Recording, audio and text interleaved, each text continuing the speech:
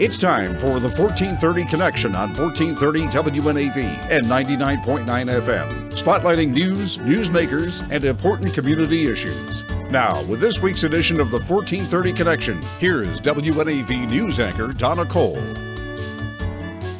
Welcome to the 1430 Connection. I'm Donna Cole. In the studio with me is Rick Anthony, Director of Anne Arundel County Recreation and Parks. Welcome, Rick. Thanks for joining me. Thank you for having me. So here we are in the midst of wonderful August, which has been a nice turnaround as far as weather goes from July. And you have had a successful season in the parks, I'm assuming. Yes, it's been just a great summer so far, very few incidents. And from what we see, I actually go and tour tomorrow for our final week. I just kind of go around, but from what I've heard and what we've seen, it's been a very successful summer. You tour all the parks tomorrow? No, I just go through a few of our camps. We have a camp at Mayo, which is our adaptive camp, which is highly popular among the adaptive community. So we pop in there and we visit Quiet Waters and some of our other summer fun centers. That's actually really cool. I did not know about the adaptive camp. Yeah. So there you go. I've already learned something. Yeah. The kids are going around feeling, touching, learning through.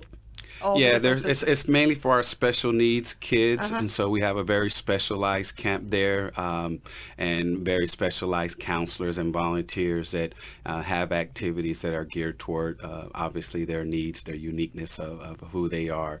And again, every year it fills up quick. We have a tremendous person that runs that camp, and Wendy Scarborough, and she's been here for a number of years. Nice. And the adoptive community knows her, and so she's been. That's wonderful. It's been great, yeah. And there's a rumor out in the streets that the dogs of Annapolis are happy, or those that like to swim are happy once again. Let me hear about this. Yeah, I believe the owners and the dogs are extremely happy. The dog beach was recently opened up. That was quite an ordeal of a project, mainly because of the sensitivity of the environment that we had there with the tidal pond. There was those who actually didn't want us to open it up to a dog beach, but we were able to find a compromise. We even had an oyster reef. Yeah, I heard. That's what you said last time you were a guest on the show. Yeah, they got involved a little bit, but we made it through all of those, jumped through all of the over those hurdles, and from what I've heard so far, it's been very successful. Nice. So the erosion has been shored up. We have a stable beach, and whoever was growing oysters off of this dog beach has now taken their oysters elsewhere, I'm guessing. Okay. Right. I think there were some little concessions about the timing of us opening it, but I think everything is resolved at this time. And with lots of wagging tails and their owners, too. That's good to hear. Yeah. Actually, going back many years, this goes back to, I guess, Janet Owen's administration, before there were dog beaches and dog parks. I was one of the ones that wrote a letter. I was the one that wrote a letter to Janet Owen saying, hey, I was just down in Key West, Florida. There's this thing called Dog Beach there. And then there was another group of people that were lobbying for dog parks. Anyway, long story short, we now have how many dog parks? We have several. I didn't bring the exact number, but I would say at least 6 or 7, and not only in regional parks like Quiet Waters, but we have them at Bell Branch, some of our community parks, some of our sports park, and more coming. There is another dog beach at Downs. Right. It's very popular. So I didn't know that information, so I guess I can give you all the blame or all the credit. Depends on how you want to look at it. But no, they've been a tremendous asset for the department, and you just wouldn't imagine how popular they are. Well, we like our dogs, yes, right? You do. Yes, we do. Do you have a dog? I have a small poodle. Okay. Okay, which doesn't match with my personality, but it's a long story. It kind of. Okay. I have a feeling a woman is involved in this, but it's just a guess. And let me guess, the poodle does swim or does not swim? The poodle does not swim. The poodle doesn't really like to go outside, so she's a diva. Okay, very good. Talk about people not looking like their dogs. Exactly. If it was up to you, what kind of dog would you have? I would probably have a Rottweiler. There you go. The topics of conversation that we sometimes delve into that you weren't expecting. Exactly. How many years have you been with the parks? I'm going on 6 years. Officially in September. I started interim in June. So this coming up September will be my 6-year anniversary. Happy anniversary. Yeah, thank you. Okay, in your 6 years, have you ever had such a contentious issue as the parks on the Mayo Peninsula? And do you get why the people are a little frazzled by this. Oh, yeah, absolutely. I would have to say that I've been in some intense meetings with some passionate people, but overall, from start to finish, this is a very difficult issue. Number one is because I actually live on the Mayo Peninsula, so I live amongst the neighbors that obviously have the concerns, and I share their concerns. But I think that one of the things that I am confident in is that we are in the park managing business, and I think there's a lot of misinformation and just a lot of scared individuals, which I don't blame them. I certainly understand, but we have said all along that we will plan these parks out very comprehensively. Initially, there was a very strong push to say, hey, they're public lands. We paid for them with our dollars. Open them up right away. We want full access 7 days a week. And so a lot of the community doesn't realize that, we've been pushing back on that because we are concerned about the traffic impact, what kind of crowds we're going to see, the impact on the neighborhoods. And one of the things that's been fabulous is working with our new county executive, Steve Shue. Contrary to a lot of folks' belief, he certainly listens to his department heads, and he's been very supportive about if we're going to do this, that we need to do it in a wise and responsible way, and helping us to just build that infrastructure to be able to handle the potential for some of the crowds. All right, let's continue talking about that. We're going to take a short break. When we come back, we'll finish talking about the Mayo Peninsula. I'm Donna Cole. This is the 1430 Connection. We'll be right back.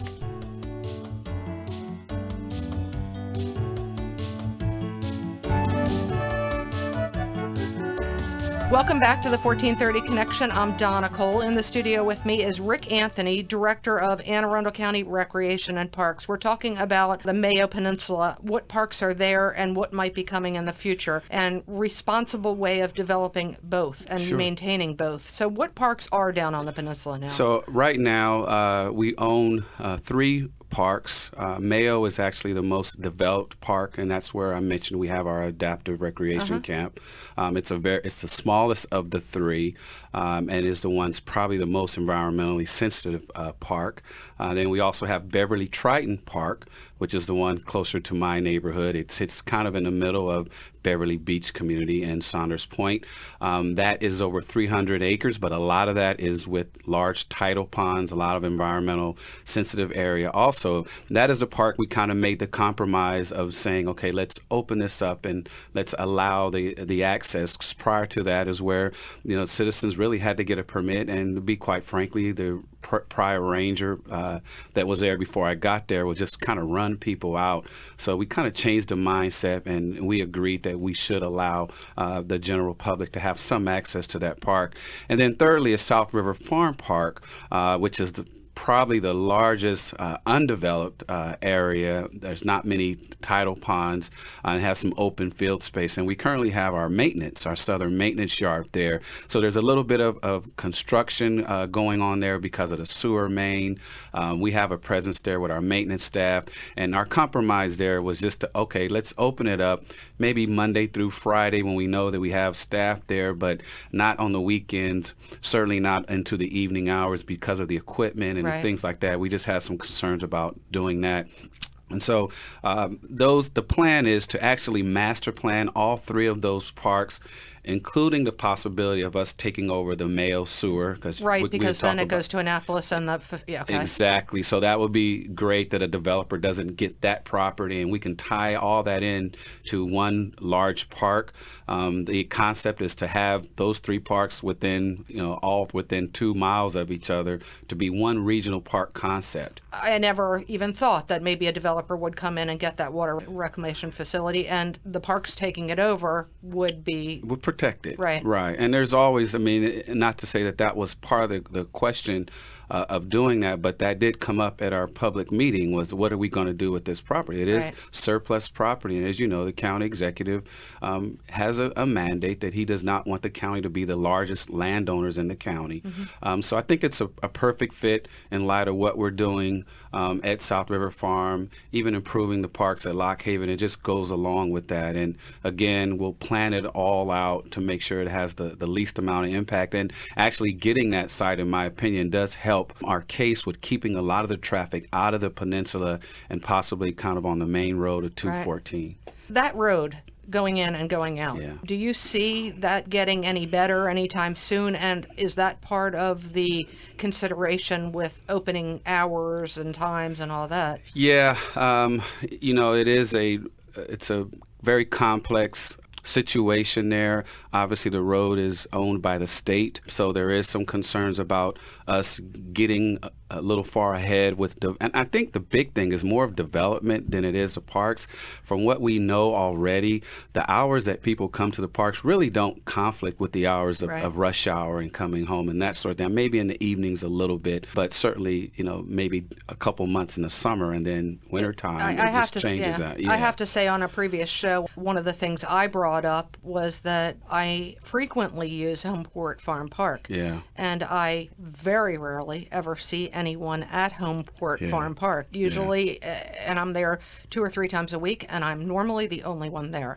I know there's some assumption that this could potentially be Sandy Point or Quiet Waters, and I just don't believe that to be accurate. I think that because we're looking at all 3 parks, spreading out the amenities between all 3 parks, having controlled parking, that people will get the message really quick that, this park is what it is. It is a regional park. It is a park that you can go out and enjoy the water, etc., but not a destination point. Not the party place that not Sandy the Point party is. place, absolutely.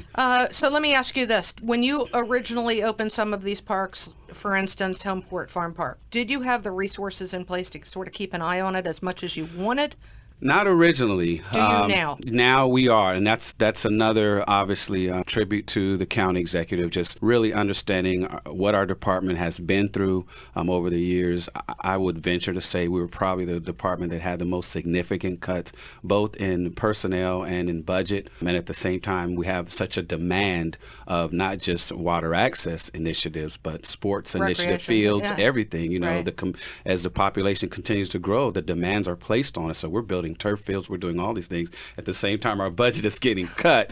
So it was a big challenge, but fundamentally, I think the right thing to do was because what we were essentially doing, even at Homeport, was just locking it up and saying, no, you can't come in because we don't have money to develop. And I think that's the wrong mindset. I think if the public pays for these parks, then we should do our best to give them some sort of access, even if it's very primitive access to it. On that note, we're going to take another short break. This is Donna Cole. We'll be right back on the 1430 Connection.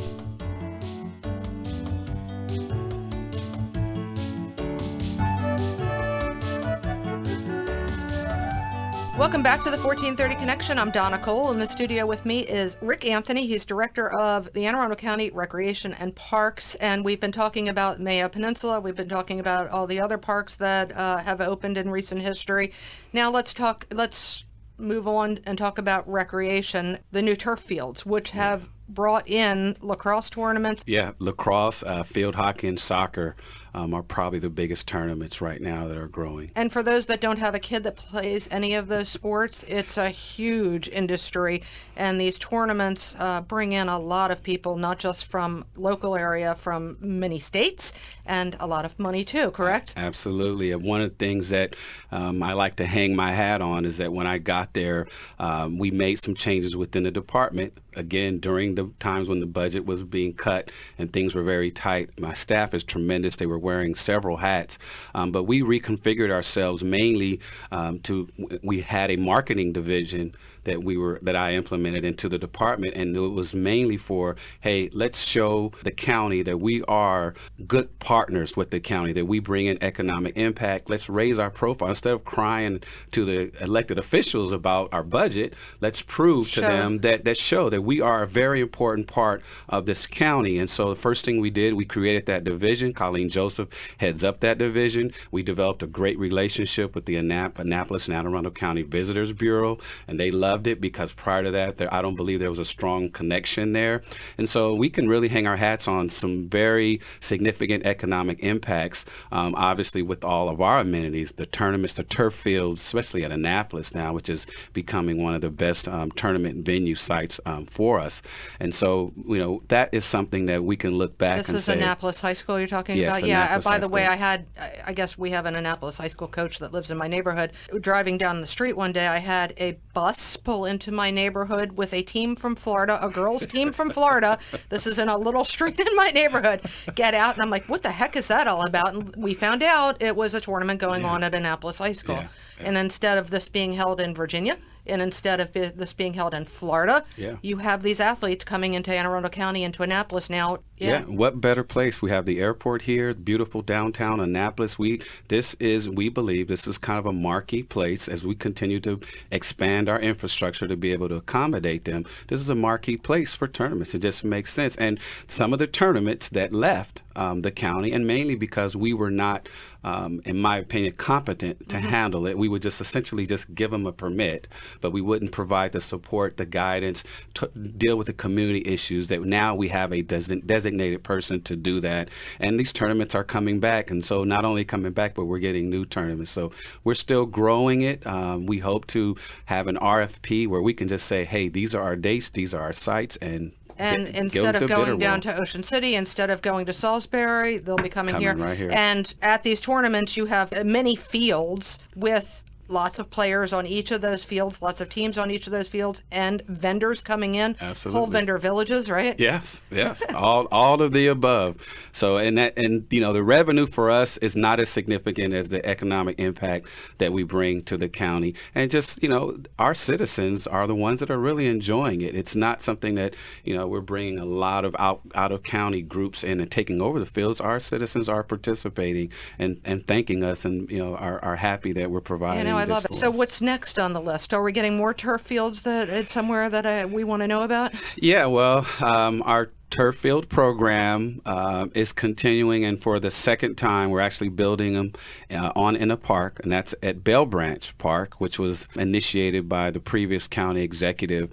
and mainly because of the all of the growth in west part of the county, the lack of a high school, which at that time when we put it in the program, we didn't realize that the school was going to be accelerated by the new county executive. But we're moving forward with putting the turf field at Bell Branch. And where is Bell Branch? Bell Branch is in Crofton, Gambrels, but it's really the Crofton with a new area. high school going out there. Right. Okay. So that's going to be, it's going to be quite the site, especially when the high school gets done, because there'll be multiple turf fields and fields at the high school also. How about a park that you've sort of had your eye on that hasn't been developed yet, that you've never said anything to anybody about, that you can now tell everybody this might become reality? Right. Where is that, Rick? Well, I think it's already out there. We really focused on the properties that we've owned on the Edgewater Peninsula.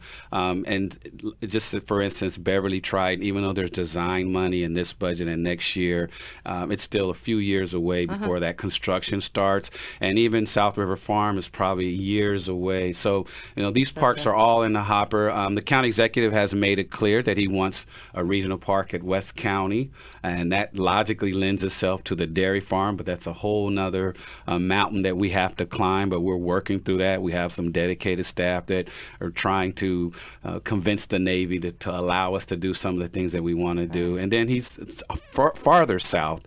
He's looking at property, like the potential of adding some property to Franklin Point for another potential regional park. He thinks that community is not served as well by park amenities as we have in the Edgewater and the other surrounding agencies. How about Severna Park? Any plans for up there? I started spending some time in Severna Park, and I would like a place to go that is on the water, either on the Magathie or on the Severn, and I haven't found it yet. Yeah, so the closest water access sites for Severna Park would probably be Spriggs, which we purchased, I believe, 2 years ago as a community initiative, and we were able to secure that farm, preserve it. Right now, it is part of a feasibility study about what sort of amenities would logically go in that park, but it's open. That's We did the same It's thing. open? It's open. Spriggs Park. Okay. Spriggs Farm Park. Okay. And that's on one side of the Magothy, and then you have Beechwood, which is on the other other, side of the okay. Magothy, which is, and both of those parks are getting improvements that we could afford in the department. They're not huge capital projects, but they're just making it more accessible. We have a gate, we have a code that you can get in the gate. Okay. You can go park on the grass. You can, enjoy the view and enjoy the parks. Good to hear. Yeah. Rick, thank you for joining me today. It's my pleasure. This is Donna Cole. This has been the 1430 Connection. I'll see you next week.